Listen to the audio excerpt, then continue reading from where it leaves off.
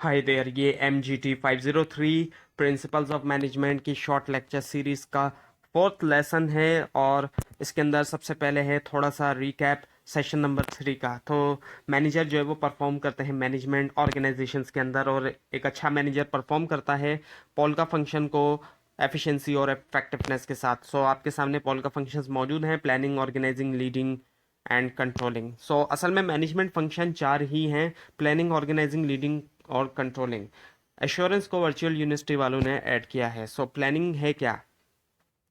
Planning में जो है वो गोल्स को सेट किया जाता है और कैसे उनको फिर अचीव किया जाएगा, यही चीज़ प्लानिंग के अंदर होती है। प्लान किया जाता है।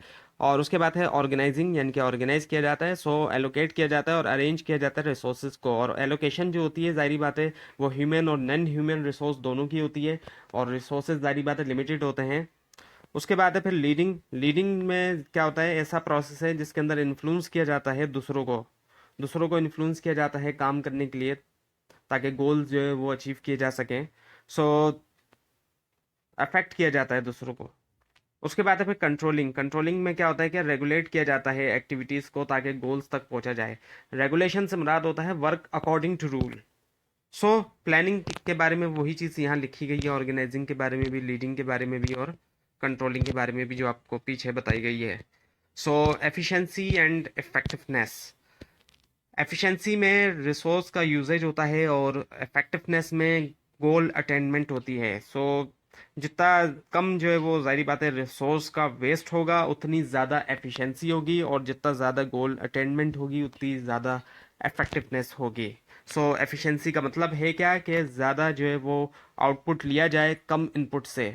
डूइंग थिंग्स राइट, ये है एफिशिएंसी। जितना ज़्यादा आउटपुट लिया जाएगा जितने कम इनपुट से, उतनी ज़्यादा एफिशिएंसी होगी। और इफेक्टिवनेस का मतलब क्या है? Doing the right things, high goal attainment. High goal attainment है इफेक्टिवनेस का। और अप्रोप्राइट गोल्स को चूज किया जाए, सुइटेबल जो गोल्स हैं उनको चूज किया जाए। अब आपके सामने चार मैनेजमेंट के एक्सपर्ट्स हैं: Henry Fayol, Peter Drucker, Edward Deming and Henry Mintzberg. Henry Fayol ने 4 फंक्शंस ऑफ मैनेजमेंट दिए। पीटर ड्रकर ने जो है वो एफिशिएंसी और इफेक्टिवनेस का कॉन्सेप्ट दिया। एडवर्ड डेमिंग ने बात की इम्प्रूवमेंट लाने की। और हेनरी मिंट्सबर्ग ने जो है वो रोल्स दिए। उसके बाद है फिर functions of leaders and managers. आपके सामने यहाँ पे मैनेजमेंट की, यहाँ पे हायरार्की एक दिखाई जा रही है ऊपर से नीचे तक की। और क्वेश्चंस दिखाए जा रहे हैं यहाँ पर, जो मैनेजमेंट के अंदर क्वेश्चंस होते हैं: who will do, what, when, where, why. और ये मैनेजर का ऑफिस दिखाया जा रहा है।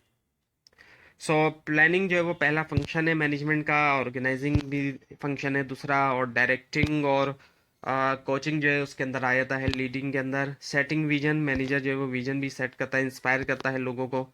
सो परफॉर्म करते हुए मैनेजर यूज करता है वेरियस स्किल्स, बहुत से skills. The manager characteristics and skills. Now the successful entrepreneur की कैरेक्टरिस्टिक्स हैं, जो कि एक स्पेशल किस्म का मैनेजर होता है।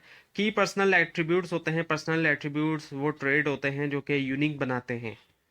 और टेक्निकल प्रोफिशिएंसी होना, यानी कि टेक्निकल साउंड होना। और मैनेजेरियल कॉम्पिटेंसीज, यानी कि मैनेजेरियल एबिलिटी होना। कुछ क्वेश्चंस हैं: what are my motivation for owning a business. Business को ऑन करने की मेरी मोटिवेशन क्या है? Should I start a business, क्या मुझे बिजनेस स्टार्ट करना चाहिए? And what and where is the market for my product और सर्विस, यानी कि क्या और कहाँ मार्केट है मेरी प्रोडक्ट्स या सर्विस की? And how much will it cost to own the business, और कितनी कॉस्ट होगी बिजनेस को ऑन करने की? And where where will I get the money, पैसा कहाँ से मिलेगा? और can I get help from relatives और फ्रेंड्स, क्या मदद मिलेगी मुझे रिलेटिव्स या फ्रेंड्स से? शुड माई कंपनी भी डोमेस्टिक और ग्लोबल, क्या मेरी कंपनी डोमेस्टिक होनी चाहिए या global? And how will growth भी बी मैनेज, और ग्रोथ को किस तरीके से मैनेज किया जाएगा? यू, वर्कर्स एंड सिचुएशन, तीन चीज़ें होती हैं। यू के अंदर मैनेजर खुद है, एक तरफ वर्कर है और एक तरफ जो है वो सिचुएशन है। यहाँ पे वर्कर्स को दिखाया जा रहा है और यहाँ पे सिचुएशंस को दिखाया जा रहा है। Ask yourself these questions. अपने आप से आपने ये क्वेश्चंस पूछने हैं: इन प्रॉब्लम सॉल्विंग और improving performance, what do you usually pay attention to? यानी कि प्रॉब्लम सॉल्व करते वक्त या परफॉर्मेंस इम्प्रूव करते वक्त यूजुअली तौर पे आप क्या जो है वो अटेंशन पे करते हैं? और how do I motivate people in spite of the constraint, यानी कि रुकावटें होने के बावजूद मैं किस तरीके से लोगों को जो है वो मोटिवेट करूँगा या कैसे मोटिवेट कर सकता हूँ। तो ये हुआ लेसन नंबर 4। आपको अगर इस बारे में कोई क्वेश्चन है नीचे कमेंट कीजिए, और इस स्लाइड को आप नीचे डिस्क्रिप्शन बॉक्स में दिए गए लिंक से हासिल कर सकते हैं। लेकिन अगर आपको लिंक ना मिले उसके लिए आप नीचे कमेंट कीजिए, और इस पूरी सीरीज को देखने के लिए इस चैनल को सब्सक्राइब कीजिए, बेल आइकन के ऊपर क्लिक कीजिए। Thanks for watching this video.